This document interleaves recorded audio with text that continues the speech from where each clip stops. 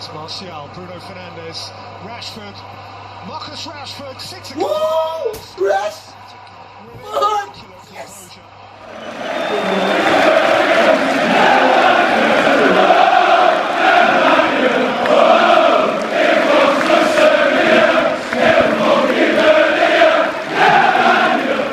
Into it. Manchester United 2, Crystal Palace 0. Now, going further, I know this is the first episode, so it's going to be a little bit shaky and rough. I hope that you guys help to transition with me as a Manchester United fan. We can grow this channel together, do great things. I mean, we're the Caribbean. I know our cultures are strong and everybody loves our sauce, right? Now, take the tongue out right now and let's get into the business. So, I'm going to do a player rating now and basically go through each player, tell you them strong points, why I give them number. Come into the comments. I want you guys also to participate. Tell me what you guys think, if you agree with my number. Also, the player ratings is out of 10, by the way. So, if you guys agree with my number, if you guys think I gave him too much, too little, just go into the comments and make your opinion. That's if you watch the match, of course. Now, let's get into it. David De Gea. I would give David De Gea an 8. Now, he would have deserved a 9 performance, but I mean, this is Manchester United and we really shouldn't be conceding those type of chances that we did today. I'm a little bit disappointed with some of the opportunities they got, even though we did get the clean sheet. We basically handled most of the situations well, but it was for like 2 or 3 major saves from De Gea to actually settle the game down. I mean, I remember there was a save, it was like bins, top bins, in a Jamaican town, I say top corner in a pigeon, you see me? So the ball are going at the pigeon and they here dig it out. I think it was a free kick, yes, and the game was at 1-0 at that time. I know that if there was any fans in the stadium, the whole place would have erupted. I mean, it was crazy. So yeah, I give David De Gea a solid 8. I mean, for other keepers in the Premier League, they might have gotten a 9 for that performance, but I mean, I still think De Gea is the best keeper in the world, and by his standards, that's an 8. Let's go by the fullbacks. I like to start from like the right back, go over to the left. So we started by the right back, and that's Aaron Wan-Bissaka. Now, Aaron Wan-Bissaka has been our player of the season thus far. I mean, if Bruno Fernandes had a full season, then he would be the major contender. But I mean, based on the ups and downs, he has been our most consistent player. Now, with that said, since the lockdown, he has been our poorest player. And when I say poorest, I mean poor in the sides of like Aaron Wan-Bissaka's kind of level. He's been poor for like 3 games straight now. Today, he didn't really make much mistake. Not a silly. To be fair, I don't think his yellow card was a yellow card, and then there was a tackle on Greenwood by Townsend early on in this first half where I said that if you're going to give Wan-Bissaka a yellow card for his tackle, why not give Townsend? And I think that's kind of a problem with the Premier League right now, where the referees' performances are so inconsistent and their decisions are so inconsistent, and it's not even being helped by VAR, which is supposed to add that kind of level of consistency to the football game. Me personally, I'm not a fan of VAR. I think there is some beauty in imperfection, and without a doubt, VAR takes away from the whole aspect of, I mean, sometimes the luck, the run of the ball game, everything plays into emotions, and when you try to control too many things, then it becomes a little bit more regime-like, or a little bit more analog or programmed more than natural and fun. I mean, some of the best actors to me are persons who can act and improvise. While I don't really think persons who can read scripts and just perform scripts are the best. I'm not saying that they're not good, but I just think improvisation and going with the flow is very important. And it's the same thing with a football game. It adds to that whole rivalry. That it adds to everything when there's that element of a mistake. So I'm not really a fan of VAR, and plus it's not really changing anything, to be honest with you. There's no real change in mistakes or anything. I still see the same errors reoccurring over and over. VAR did save us with the disallowed goal, but even that, I mean, the game is 1-0. That goal goes in on a regular basis without VAR. It's 1-1. The game gets a little bit more exciting. I mean, for us fans, it's a little bit frantic, but at the end of the game, it makes for this exciting game that when you go home, you want to talk about it. And I think VAR kind of takes away from that. Now, with that said, I give Aaron Wan-Bissaka a 6 for the yellow card, and he was just basically average. He wasn't really a threat going forward. I think there was a moment when he should have scored, and there was a moment when he should have actually did a better cross. I mean, he did well to get into the position, and that's what he does very well. He gets into those positions well. I think he needs to work on his final delivery a little bit more, get a little bit more involved in the attack. Well, he's very involved, but work on that delivery. He's getting there because there's vast improvement from when he was at Crystal Palace, but it just takes some work, Let's see. We go for a right-sided centre-back, Victor Lindelof. Hands down, the better defender tonight.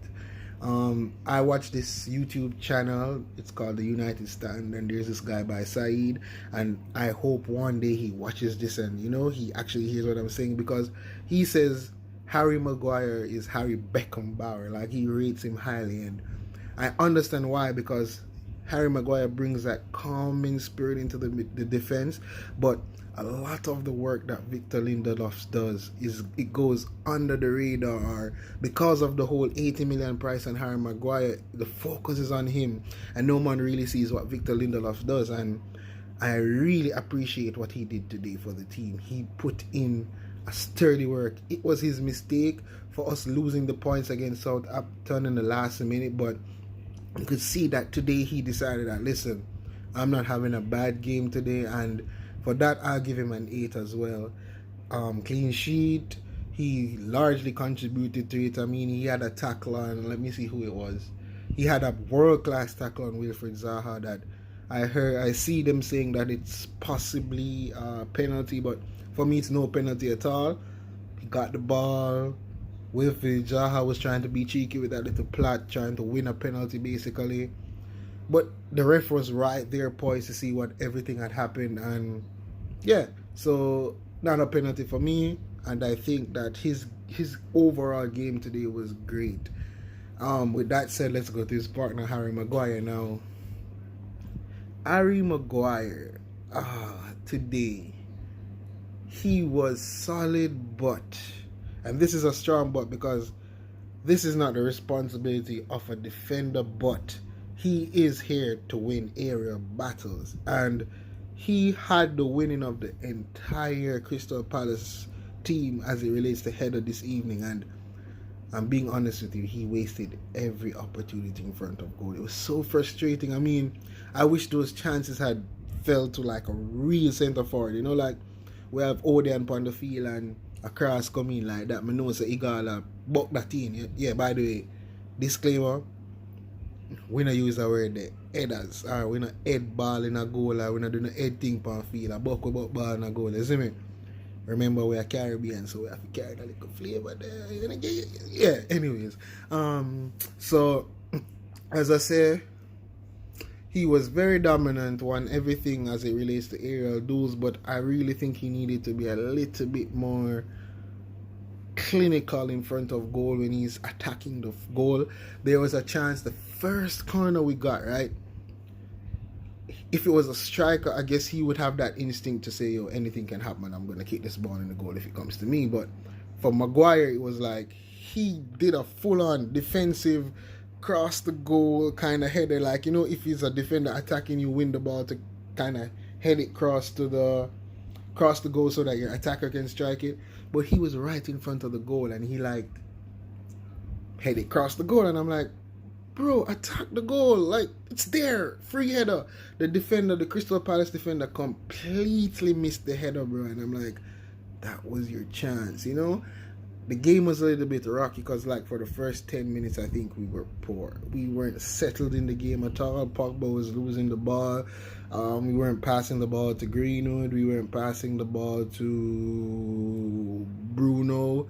The front line weren't really getting the ball, but as the game progressed, it clicked a little bit more. But I mean, the first 10 minutes of the game, Crystal Palace was all over us. And as I said, if he had scored that chance, Harry Maguire, the game would have been settled from early. I'm sure, and I think we would have won 4-0 family because heads would have fallen because they were playing good, and then to just score on that break, and then I know that we had that extra level to go. Yeah, it would have been smooth sailing right through. But as I said, 2-0, comfortable win. He performed well. His defensive duties as well. I didn't think he was that as good as Victor Lindelof. He did have a world-class tackle when they had a break and he went sliding in to stop the ball. I can't remember who he tackled, but that was a crucial tackle. That was like the attacker was going head on. I think it was Zaha. One slide and he just stopped that attack. So he does bring that calming factor. I do say Lindelof was a little bit better, so I'm going to give him a 7. Let's go to the left back now. That's Tim Fusa-Mensah. How unlucky we are to have lost our 2 left back. I thought left back was like the most concrete, like tough. Like if Shaw injured, nothing that. Williams have it locked. Cause them basically play the same, but we lost 2 left backs in one match, bro. And I was like, that's where I was a little bit nervy because I'm like, Zaha can change wings, and I know Fusa is very good defensively, but Wilfried Zaha is kind of like, he's not like this level, but then you have like the top 4 this level, then Zaha would be like right underneath it. And I think that Fusa hasn't played for the entire season really. I can't really remember when he had a cameo since season, if he had one.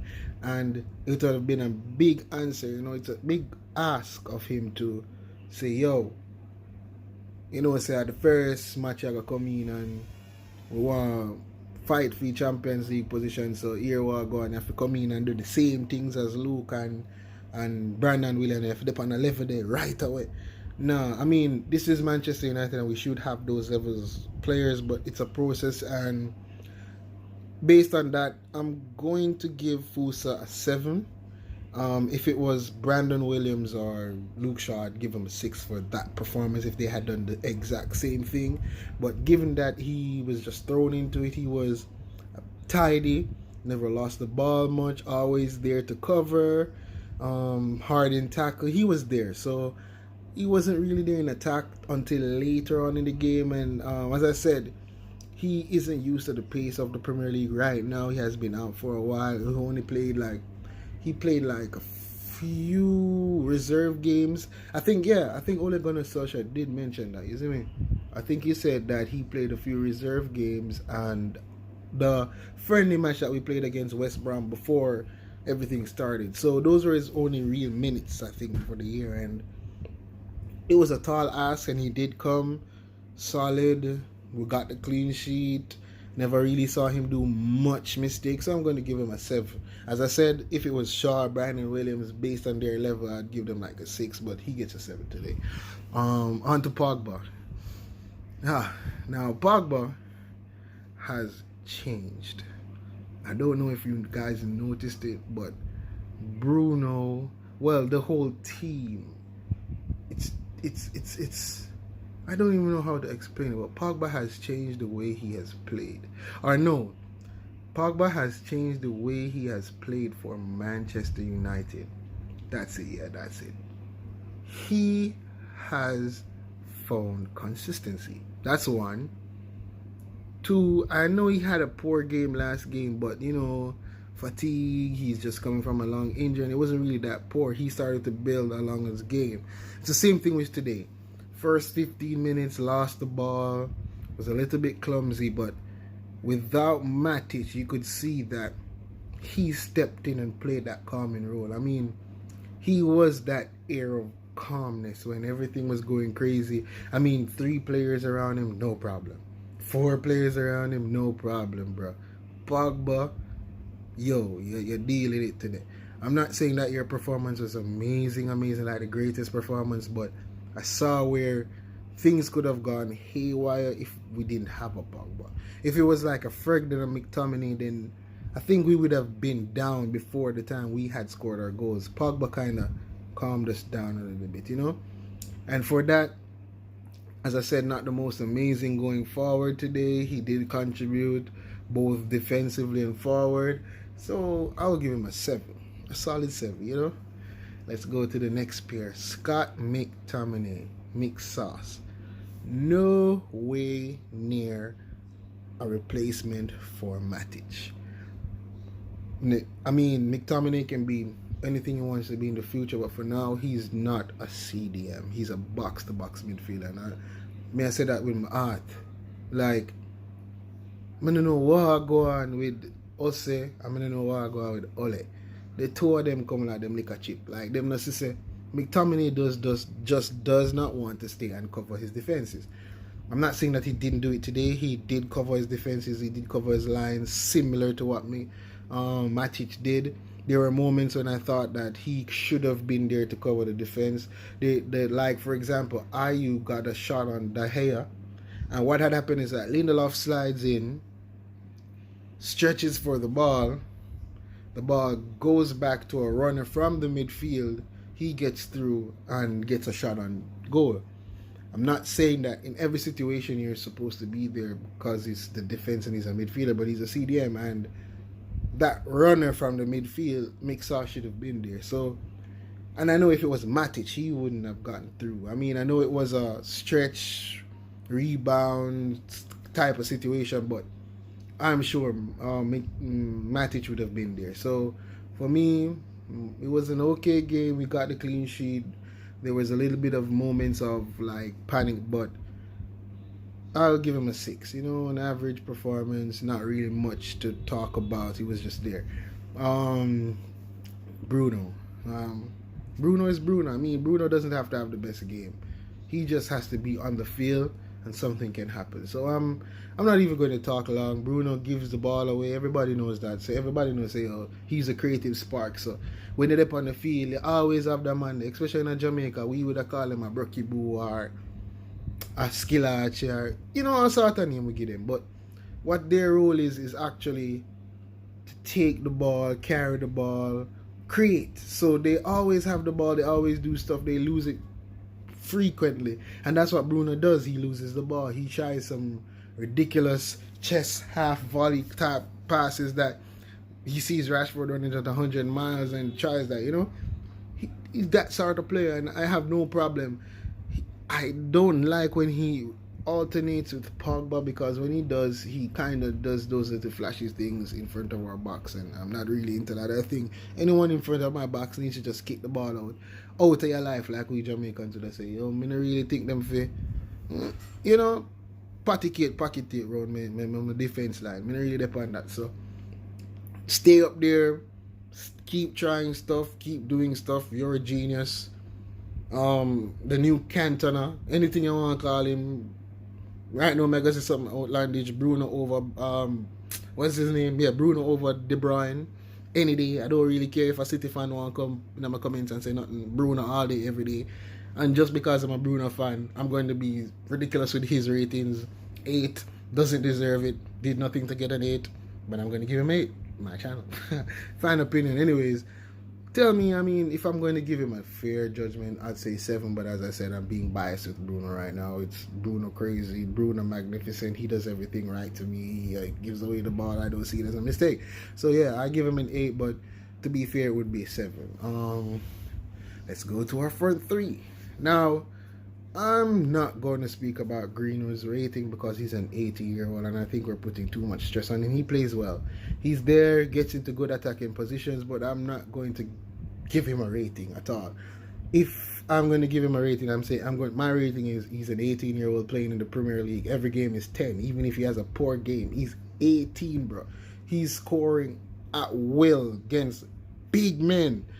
I don't care if he has poor games or whatever. He's being managed well, and I like it. And I'm not going to give him a rating, so I'm going to switch his rating with Jesse Lingard. Jesse Lingard came out, and he was pretty decent. He was pretty decent. Like he came out. He wasn't really a creative force, but his runs. I mean, a lot of people give Jesse Lingard stick, and I'm going to say this now. I'm kind of one of those who sometimes I say, yo, get him out of the club, get rid of him. I know he's been going through some issues at home, family issues, mental issues. I don't really know how deep the issues are because I try to separate the player from their personal life. I don't really try to go too deep into a player's personal life, but all I have to say is he was unfairly judged by a lot of us fans, and he does a lot of work for Manchester United. He loves this club, and I can see that even when things are down, he just loves the club. He's running today there. He was always an option. Even if we never used him, he was there, providing with, as I said, not really the creative spark, but he was involved. And for that, I'm going to give him a 6. He was a sub, didn't really get much of a time to impact. We were already leading, I think, when he came on. So he really never made much of a difference, but 6 for me. And the reason I give him a 6 is because I know a lot of United fans, oh, Jesse was crap, give him a 4-3, but the abuse sometimes for players who they give us are all the badge, and the performance wasn't poor, so I'm going to give him a 6, as I said. Now, for the G's, the OGs of the club. I don't care if it's because Bruno came, that's why we've sparked form, if it's because Pogba is back, but these have been our OGs, Anthony Martial and Rashford. I'm just going to do these both player ratings in one. They get 9s, both of them. Like, Anthony Martial is becoming the full on number 9. That the man there play ball as a striker. Not the perfect, you know. He might do him thing, but not perfect. But he might get there. Like his hold up play, brilliant. His hold up play for us against Southampton for that Rashford goal where he's half falling, tussling with the defender kind of thing, and he just toes the ball over to Rashford for his assist. Centre forward type football. That my number 9. I mean, he should never have taken the jersey from him, the number 9, and given it to Lukaku. Lukaku shouldn't have been here. I don't care what anyone else to say either. Our number 9, hands down, took his goal great, interplayed with Rashford great, did his job. Should have had another goal, yeah, but still overall great game, always active, busy, and he has changed his game too. I mean, people say Anthony Martial is lazy, but I don't see laziness in his game. I see a man here that hungry for goals. When they took him off, not on the Southampton game, the game he won before that, he came off and didn't score, and he was furious, wanted to score. I can see that hunger. I can see that he wants to be Manchester United's number 9, and for that, you that. I mean, I care. As me say, other strikers out there where you could have say argue could be better, but for the style of play where we have, I think that was one of the best things happened to us with via Vanguard was Anthony Martial, because he has that Manchester United identity. He has that flair, finish, hunger, everything, and I give him a 9. Same with Rashford. Today Rashford was brilliant. His passing, his running through the lines. I should have had an assist. He should have had another goal. He was just everywhere and did everything today. And for that, I appreciate Rashford. I don't even have to go too deep because I'm just going to give it. Now, my man of the match for today, Rashford, hands down. He was just the best. Now, I think I missed a player, Matic. Yeah, Matic came on. Matic did Matic stuff. The midfield was a little bit more solid. We could go forward to him when he came on. You could see the difference between the size playing between McTominay on the field versus Matic. Pogba doesn't have to stay back that much. He's license free. You could see that when Matic came on, he went free. He was up top. He did all those stuff. So, well, he never went free, but he gave Pogba the opportunity to go free. Yeah, that's what I should have said. Sorry. He gave Pogba the opportunity to be free, play free football, go forward, don't have to defend. Matic did Matic stuff. So I give him a 6. Never really needed him. Never really was too much in the match for my liking to say high ratings. But yeah. The last one now is Ole Gunnar Solskjaer. We have started practically the same team every match since the lockdown, except for that Norwich OC change kind of thing. Ole gets an average 7 for me. Today was down to the players' hunger for the game. Ole's still at the wheel for me. I don't think he's there tactically as yet. He's working on it. I think the team is growing. He's growing. Everybody's learning. But today was just a standard Manchester United get the job done performance. We got the job done. Overall, great game. 2-0, as I said, well deserved. Bruno should have had another goal today to add to his crazy statistics when he hit the post. Greenwood still mincing and mincing defenders in the final third. We were just beautiful today. We do have our frailties, but going forward, I can see we're building something, and I'm glad that we're here. Now, as I said, thank you for watching this video.